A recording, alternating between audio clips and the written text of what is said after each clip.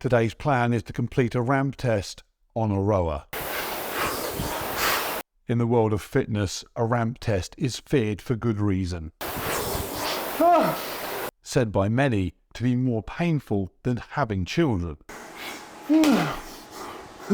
Obviously, not giving birth to children, just having them around. Pocket money and school plays. I'd rather row.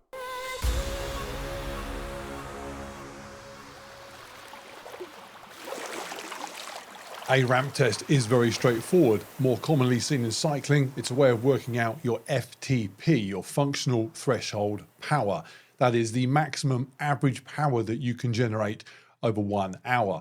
You could calculate it by literally working to the limit for an hour, but not only would that be incredibly fatiguing and boring, it would also be quite hard to pace yourself unless you had a pretty good idea what your FTP was in the first place. Alternatively, it's often run as a 20-minute test, which is easy to judge your effort on, and then a formula just used to translate the results to what it would be over 60 minutes. Or there is the even shorter ramp test. You start off nice and easy, and every 1 minute you up the pace until you just can't keep going.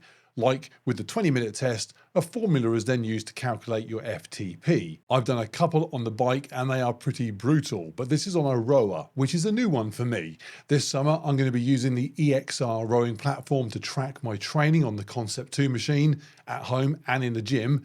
And the software needs to know my FTP to best calculate any workouts I want it to put me through. So one of the first steps of using EXR is working out that number. So what you can see on the screen, having just completed the warm-up, is the ramp test data that's been displayed on the TV in front of me as I'm rowing. So we have the elapsed time so far, including that 90 seconds warm-up, the distance I've rowed, the speed, the calories I've burnt, and then the important stuff. This is the 500 meter split that I need to row at for the current 1 minute ramp interval. And this is how much of that interval there is to go. And over here is my actual split. If it's too fast or too slow, it will warn me. I then have my strokes per minute and heart rate. Lastly, the split pace that is going to be the next required level. If you know nothing about split pace, it just means the time it would take me at that pace to row 500 meters. Your 500 meter split is just a commonly used rowing metric to establish how fast you're going, much like miles per hour in a car. And that's it. Every minute, it just gets tougher. Now, I'm not much of a rower, but I did have an idea of what to expect. Firstly, I've done 2 or 3 ramp tests on my exercise bike, and they've always been horrible. And I've also rowed myself to exhaustion on a couple of occasions too. For example, last year, I tried to row as fast as Steve Redgrave. Spoiler alert, Olympic rowing god Steve Redgrave turns out to be faster than me. So it is going to get nasty, I know that. Actually, I should also point out that in regards to me not being much of a rower, I'm not. I'm just built in a way that suits it. I've only started using a rowing machine in the last year or so, probably done a few 500 meter blasts on it once a week at the very most.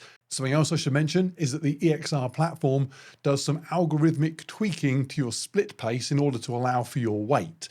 Now, if you're used to something like Zwift for cycling, you'll be aware of how what you weigh, especially if you're heavy, can negatively affect the speed that your virtual character will go at. And so the same is done here. The split you are seeing on the screen from EXR is not quite as fast as the split that would be displayed on the actual rowing machine itself, because at 100 kilos, I'm heavier than the average weight rower that the Concept 2 display data is based on. Being heavy might not make quite such a difference in a rowing boat as it does on a bike, but it still does have an effect. Very simply, if somebody was my height and generated my power, but was half my weight, they would just be much faster rowing than me. They would also be single forever. So things are starting to get unpleasant here. One of the toughest parts of a ramp test is there is no obvious end in sight. If you're on a rower for a set time, or as is common in rowing, a set distance, 1,000, 2,000 meters perhaps, it's very easy to mentally fixate on that end point. Here though, there is no obvious end other than your own inability to keep going. Talking of rowing for a set distance, in case you want to have a go at this yourself and are curious as to what your FTP might be based on some more common metrics, let me tell you my times for those. And then when you see my FTP in a bit, you can then prorate your own times against mine to see where yours might be. Does that make sense? Hope so. So 500 meters. Last time I went flat out over that distance was last year in a race against my kid. I did a 1 minute 24. Yes, I crushed my kid. 1,000 meters. Our last max effort was last summer, trying to join Hunter McIntyre in the sub 3 minute High Rocks rowing club. Missed it by a second. And my 6:24 against Redgrave is my best 2K as an adult. I've not rowed any of those three distances in isolation recently, but I'd imagine that they are still somewhere around that mark. So back to the ramp test, and inevitably what happens with these is exactly what happens to me here as I go into the last 60 seconds, where a 1 minute 37 split is required.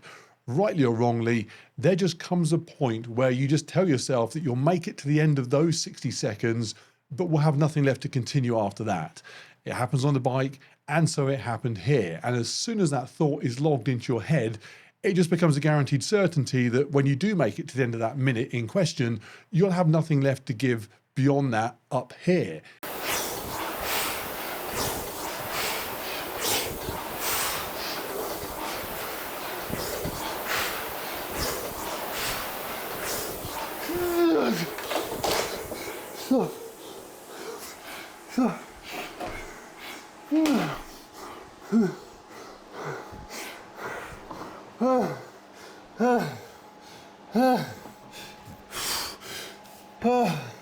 And so, as predicted, I wipe out at the end of that section.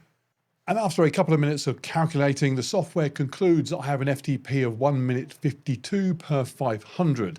Interestingly, that equates to about 300 watts, which is around the same as my cycling FTP.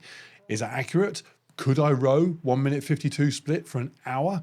There's only one way to find out, and I'm never going to do that. So it does sound like it's probably about right, and I'm going to assume it's good enough. More importantly, whenever I now jump on the rowing machine to do a structured workout, it will be giving me instructions on intensity based on what it knows I can now do. And a million times more interesting than just looking at the standard rowing display.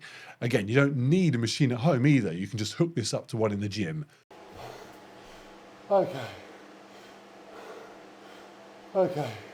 That was obnoxious. I have been to school plays, not as bad as that, although they go on much longer, so it's hard to 1 minute 52 for 500 splits. That's my new FTP. Theoretically, I should be able to pull that for an hour. It would near kill me, but I guess I could do it. That would be worse than a school play.